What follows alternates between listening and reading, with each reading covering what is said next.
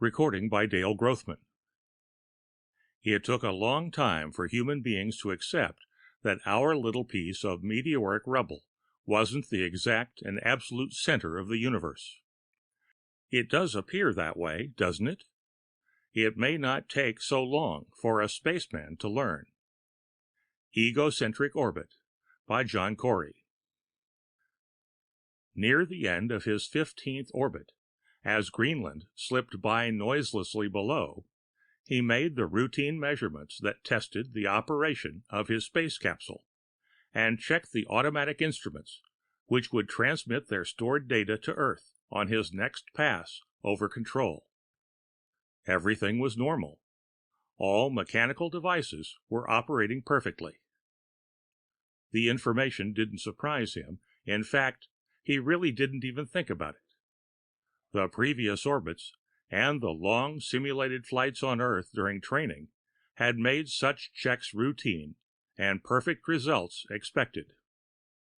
The capsules were developed by exhaustive testing both on the ground and as empty satellites before entrusting them to carry animals, and then the first human. He returned to contemplation of the panorama passing below and above, although, as he noted idly, above and below had lost some of their usual meaning. Since his capsule, like all heavenly bodies, was stable in position with respect to the entire universe, and, thanks to Sir Isaac Newton and his laws, never changed, the Earth and stars alternated over his head during each orbit. Up now meant whatever was in the direction of his head. He remembered that during his initial orbit, when the Earth first appeared overhead, he accepted the fact as normal. He wondered if the other two had accepted it as easily, for there had been 2 men hurtled into orbit before his venture into space. 2 others who had also passed the rigorous 3-year training period and were selected on the basis of overall performance to precede him. He had known them both well, and wondered again what had happened on their flights. Of course, they had both returned, depending on what your definition of return was.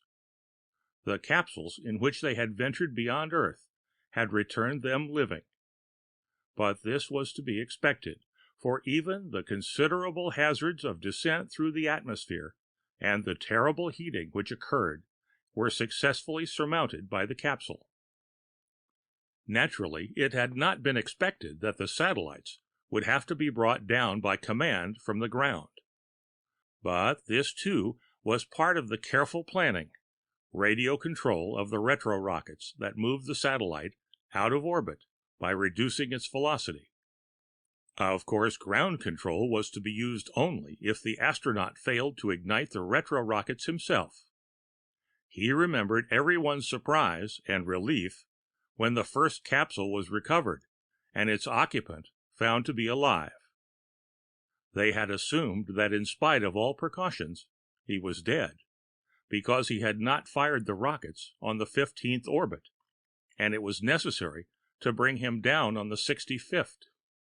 Recovery alive only partially solved the mystery, for the rescuers, and all others, were met by a haughty, stony silence from the occupant. Batteries of tests confirmed an early diagnosis: complete and utter withdrawal, absolute refusal to communicate. Therapy was unsuccessful. The second attempt was similar in most respects, except that command return was made on the 31st orbit after the astronaut's failure to deorbit at the end of the 13th. His incoherent babbling of moons, stars, and worlds was no more helpful than the first. Test after test confirmed that no obvious organic damage had been incurred by exposure outside of the Earth's protective atmosphere. Biopsies of even selected brain tissues seemed to show that microscopic cellular changes due to prolonged weightlessness or primary cosmic ray bombardment, which had been suggested by some authorities, were unimportant. Somewhat reluctantly, it was decided to repeat the experiment a third time. The launching was uneventful. He was sent into space with the precision he expected. The experience was exhilarating, and although he had anticipated every event in advance, he could not possibly have foreseen the overpowering feeling that came over him. Weightlessness he had experienced for brief periods during training, but nothing could match the heady impression of continuous freedom from gravity. The earth passing overhead was also to be expected from the simple laws of celestial mechanics, but his feeling as he watched it now was inexpressible. It occurred to him that perhaps this was indeed why he was here, because he could appreciate such experiences best.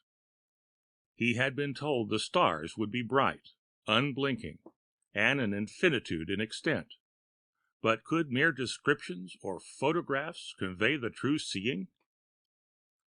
On his 21st orbit he completed his overseeing the entire surface of the planet in daylight. He had seen more of Earth than anyone able to tell about it, but only he had the true feeling of it. The continents were clearly visible, as were the oceans and both polar ice caps. The shapes were familiar, but only in a remote way. A vague indistinctiveness, born of distance, served to modify the outlines, and he alone was seeing and understanding. On the dark side of the planet, large cities were marked by indistinct light areas, which paled to insignificance compared to the stars and his sun. He speculated about the others who had only briefly experienced these sights. Undoubtedly, they weren't as capable of fully grasping or appreciating any of these things as he was. It was quite clear that no one else but he could encompass the towering feeling of power and importance generated by being alone in the universe. At the end of the 25th orbit, he disabled the radio control of the retro rockets and sat back with satisfaction to await the next circuit of his Earth around him. The end of Egocentric Orbit by Cory.